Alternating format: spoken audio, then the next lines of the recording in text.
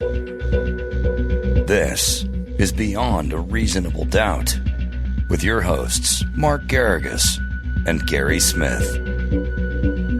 Happy Sunday from the altar of BARD. And Gary, it's great to see you. And even though Adam was running around the country promoting his latest tome, we've decided to soldier through. Yes, everything reminds me of something. Go check it out now at adamcarolla.com and order. We got the audiobook coming soon with Adam and Awesome Dawson.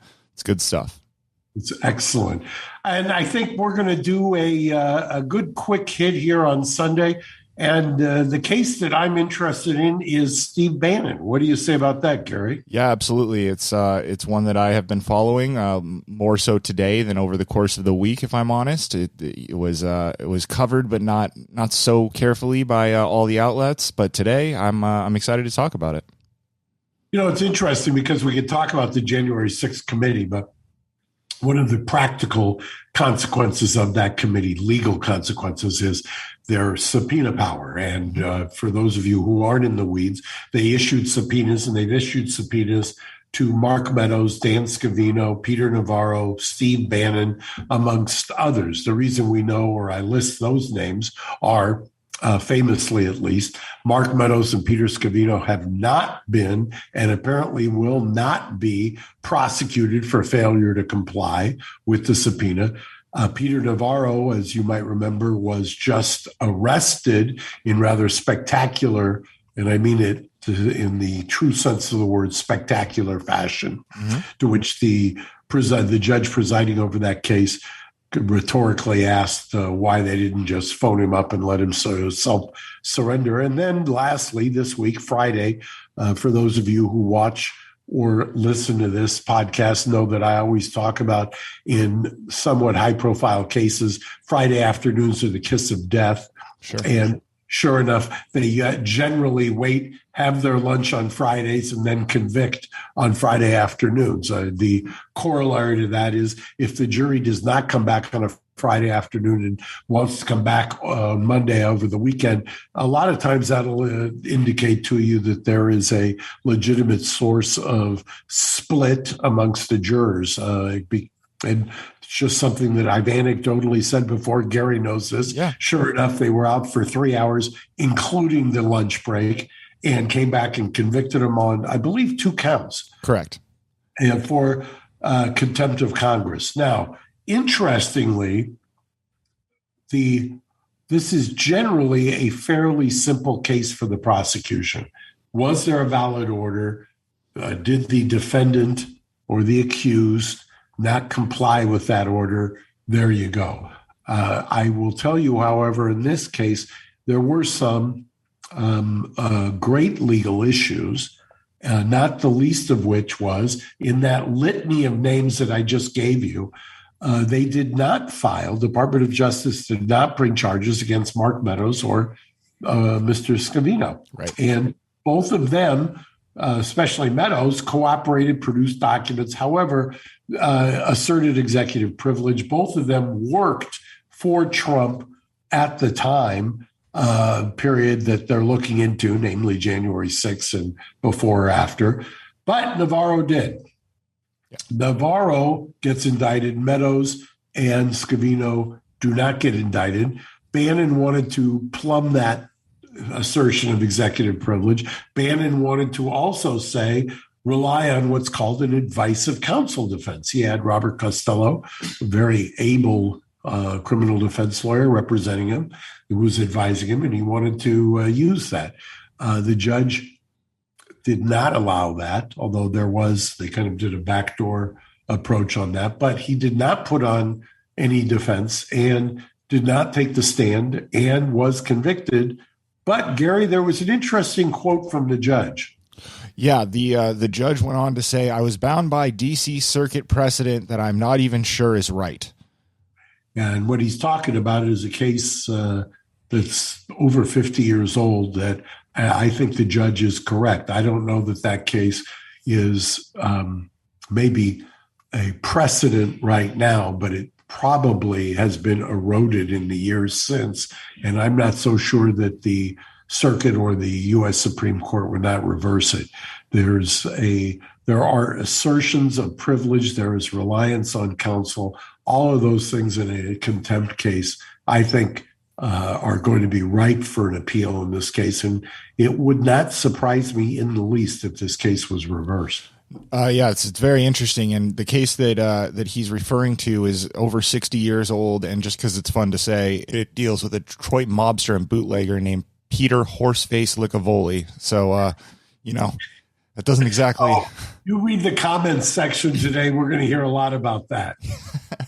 Absolutely. Yeah, it's a very interesting one. He's facing a minimum of 30 days in prison from what I've read, but he's indicated and his team has indicated that they are going to appeal. So that would, if that were to come to pass, it would probably be several years down the road. And interestingly, even though he didn't testify, he did indicate yesterday, I believe, I don't know who he was talking to, but he talked to some outlet and indicated, as you and I have discussed, be careful what you wish for, because if the Republicans take back the House, he's already telling the January 6th committee to preserve all your documents, right? Right. Yep, absolutely. He's going to try to go ahead and pull an Uno reverse card on them if internet parlance is to be used. Yeah, and it would not also surprise me if in November the Republicans take over the House, that there is then a new committee formed for January 6th, which will then have jurisdiction over an investigation.